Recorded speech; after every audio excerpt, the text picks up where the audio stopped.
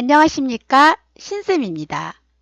임종 요양보호 요점 정리 1부 시작하겠습니다.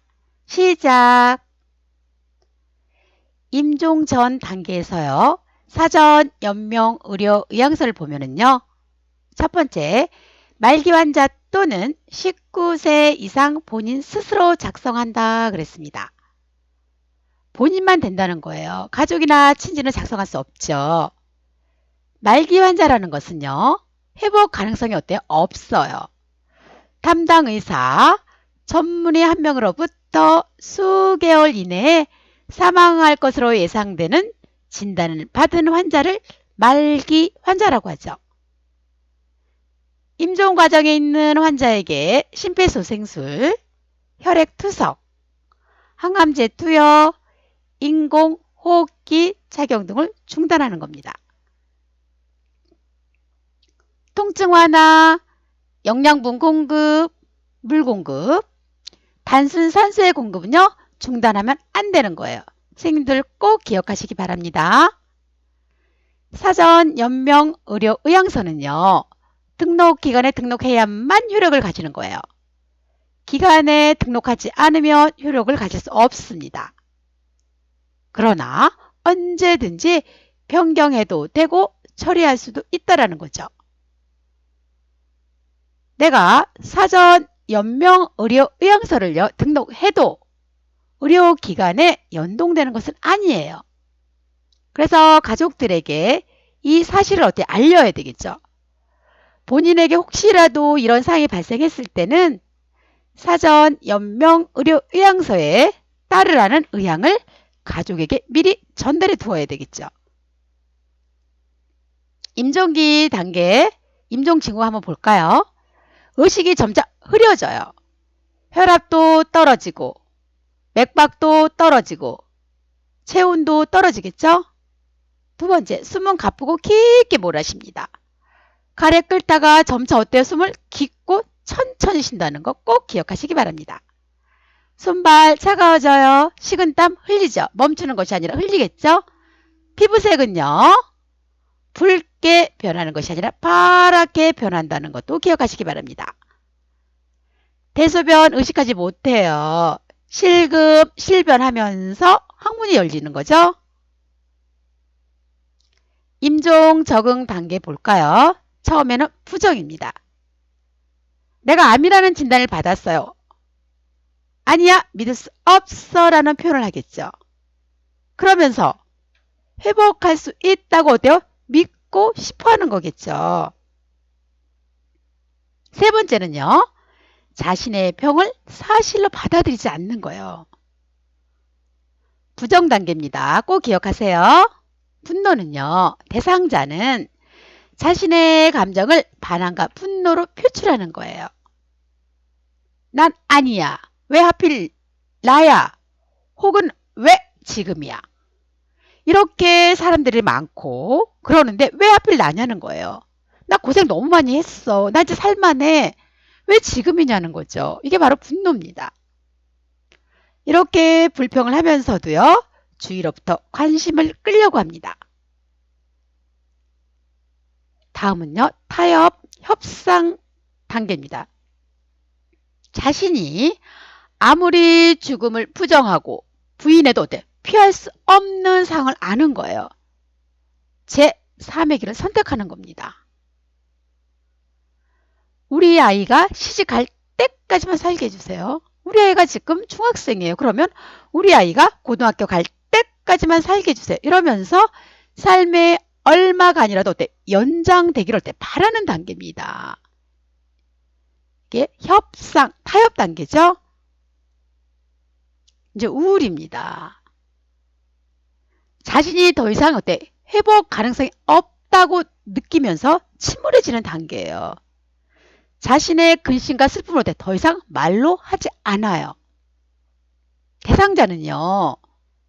자기 곁에 있어줄 사람을 필요로 하는 단계가 바로 우울 단계입니다. 대상자가 지금 너무 슬퍼서 막 울어요. 울지 마세요 라고 하는 건 별로 도움이 안 된다는 거죠. 대상자가 자신의 감정을 표현할 수 있도록 도와주는 거예요. 울면 휴지 내어주고 손수건 주는 거예요. 손 잡아주고. 말보다는 신체적 접촉이 필요한 단계죠. 다음은 수용입니다. 죽는다는 사실을요, 체념하고 받아들이는 단계예요. 대상자에게는요, 머나먼 여정을 떠나기 전에 갖는 마지막 정리 시간이죠. 또 2단계에서는 대상자 뭐라고 그래요? 나 이제 지쳤어 라고 표현하는 경우도 있어요. 임종 대상자 지원 및 가족에 대한 요양보호입니다. 첫 번째로 신체 정신적 변화에 대한 요양보호에서요. 호흡 양상의 변화 먼저 볼게요. 증상은요. 호흡수와 깊이가 어때요? 불규칙합니다. 무호흡도 있고요. 깊고 빠른 호흡이 교대로 나타나는 거예요. 이럴 때 우리가 어떻게 도와줘야 될까요, 선생님? 숨 쉬는 것을 돕기 위해서요. 상체와 머리를 높여주는 거예요. 대상자 손도 다 잡아주고요. 그 다음에 연하게 가습기를 켜두는 게 좋겠죠. 체온의 변화 볼까요? 증상은요. 손, 발부터 시작해서 팔, 다리로 싸늘해지는 거예요. 팔에서 손, 다리에서 발이 아니라는 거 기억하시기 바랍니다. 피부의 색깔 어때요? 하얗게 또는 파랗게 변하는 겁니다. 돕는 방법은요. 대상자에게 담요를 덮어줘서요. 따뜻하게 해주는 게 좋아요. 하지만 보온을 위해서요. 전기기구는 사용하지 않는다는 것도 기억하시기 바랍니다. 수면 양상의 변화 좀 볼까요? 증상은요. 잠자는 시간이 어때? 길어집니다. 의사소통 어때? 어려워요. 그러면서 적절하게 반응도 못하는 거죠.